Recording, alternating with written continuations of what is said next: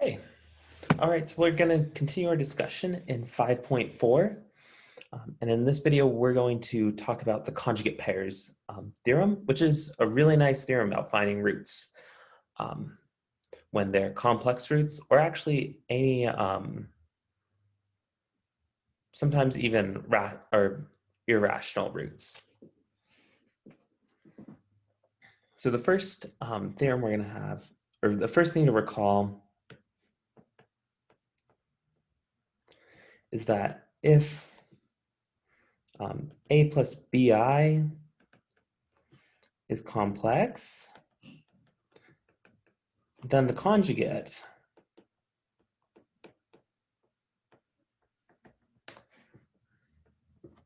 of a plus bi is a minus bi, and we denote it as a plus bi, and this bar on top means conjugate. So for example, 5 plus I conjugate is just 5 minus I. It's important to remember that it's the sign in front of the I that we're flipping, not the sign between the two numbers. So if we have I minus 3, let's even say 2I minus 3, the conjugate of it is minus 2I minus 3, not 2I plus 3.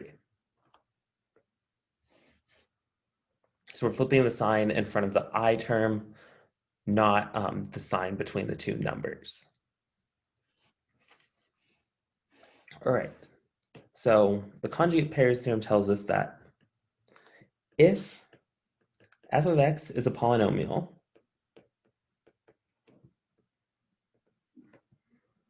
and f of a plus bi equals 0,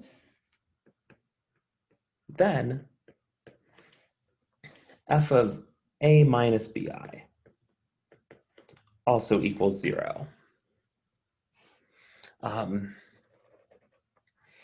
Yeah, so we can essentially see this through our discussion from 5.4a, where we were breaking into quadratic terms. And when we're solving a quadratic,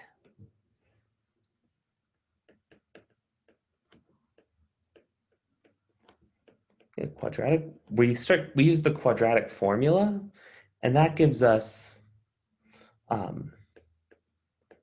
negative b plus or minus the square root of b squared minus 4ac all over 2a. Now we're talking about polynomials with real coefficients.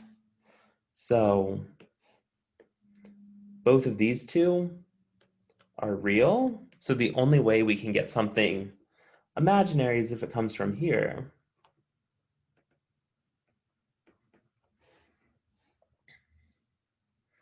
And when it does, we get negative b plus or minus I times the square root of actually 4ac minus b squared over 2a. This would be a good place to stop the video and check that factoring out that I like that makes sense. And once we do that, we see we get this plus or minus I term. We can even break it up to make it look more like that.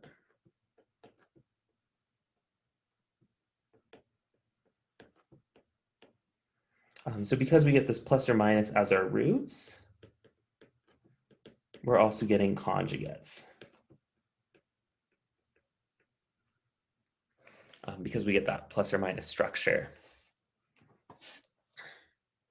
So a huge takeaway from this that's very important is that if we know one complex root,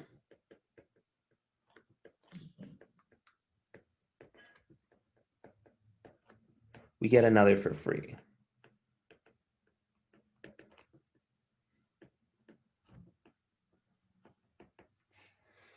And this is really helpful because it allows us to solve even more polynomials. So if we have something in, remember, we only know how to solve degree 2.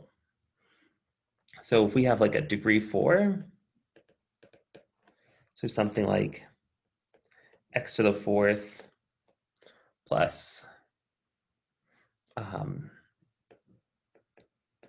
2x squared plus 1, if we can figure out one complex root for this, then we can immediately find another complex root, factor both of those out, and then solve another quadratic. All right, the other theorem that we're going to talk about in this video is the fundamental theorem of algebra, which will clear up one last thing. So we're always talking about roots, and maybe it's not clear that we should care, but the fundamental theorem of algebra tells us that we do care about roots. It says every polynomial has a root in the complex plane.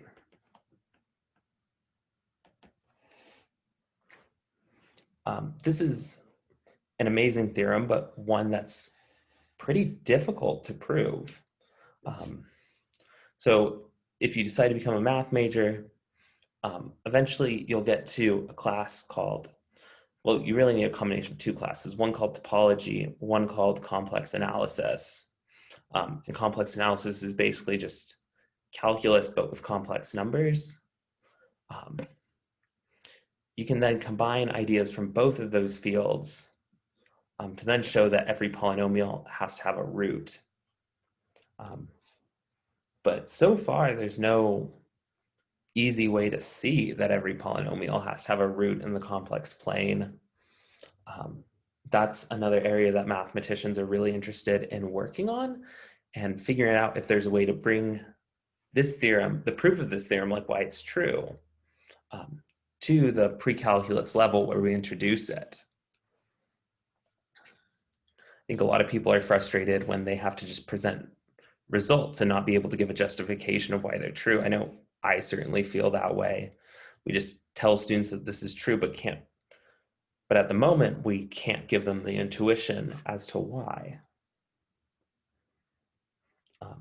But anyway, so what this says, or maybe more what it implies, is that if we have a polynomial f of x, we can find a root.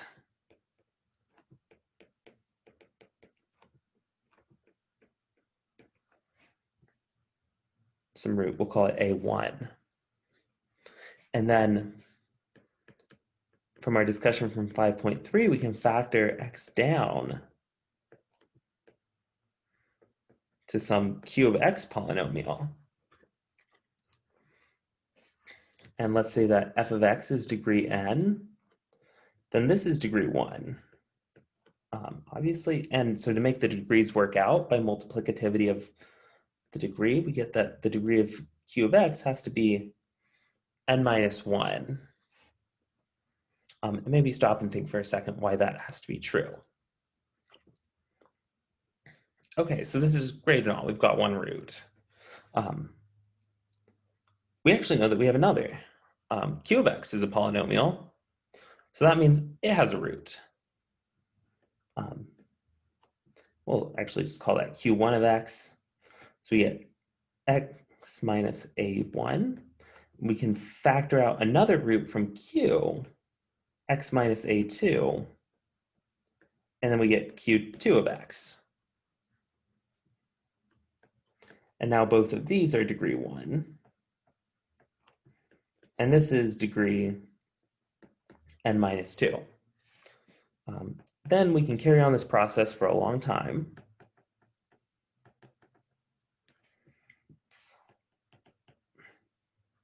And then find that eventually we get some constant c out in front. That comes out on the last division. And we get a whole bunch of roots.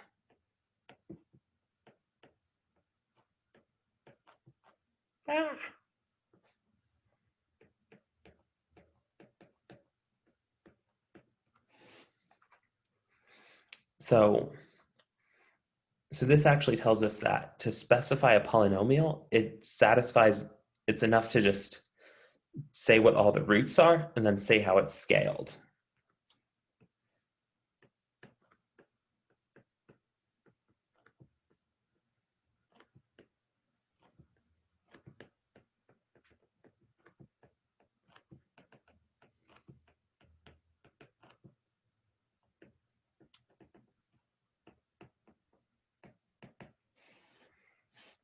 And this is also called the N Root Theorem.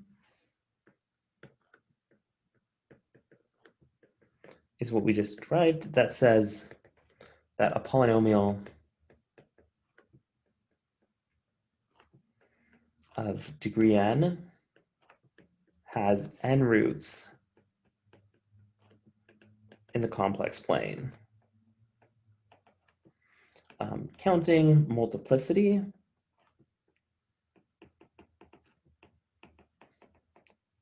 so this multiplicity is just saying that, like as we discussed in class, that it could have a root that's repeated twice. Maybe a1 is the same as a2.